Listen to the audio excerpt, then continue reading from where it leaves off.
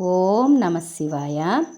కదా వా కైలాసే కనకమణిసౌధే సహగణై వసన్ శంభోరగ్రే స్ఫుటఘటితమూర్ధాంజలిపుటః విభో సాంబ స్వామిన్ పరమశివ పాహీతి నిగదన్ విధాతॄణాం కల్పాన్ క్షణమివ వినేష్యామి సుఖతః.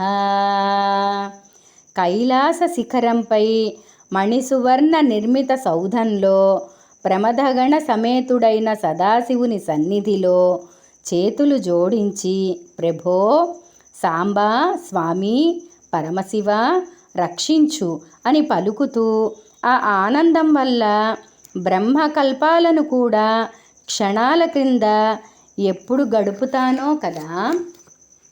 స్తవైర్బ్రహ్మాదీనాం జయ జయ వచోభిర్నియమినాం గణానాం కేళీభిర్మదకల మహోక్షస్య కకుదీ స్థితం నీలగ్రీవం త్రినయనముమాశ్లిష్టవపుషం కదా త్వాం పశ్యేయం కరధృతమృగం ఖండపరసుం.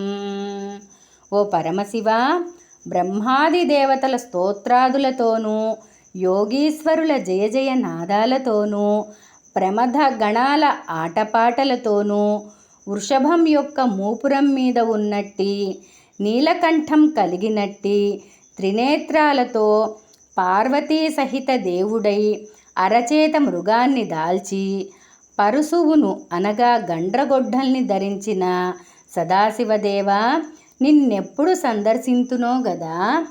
కదా వా త్వాం దృష్ట్వా గిరిశ తవ భవ్యాంగ్రియుగళం గృహీత్వా హస్తాభ్యాం శిరసి నయనే వక్షసి వహన్ సమాశ్లిష్యాగ్రాయ స్ఫుటజలజగంధాన్ పరిమళ నలభ్యాం బ్రహ్మాద్యైర్ముదమను భవిష్యామి హృదయే.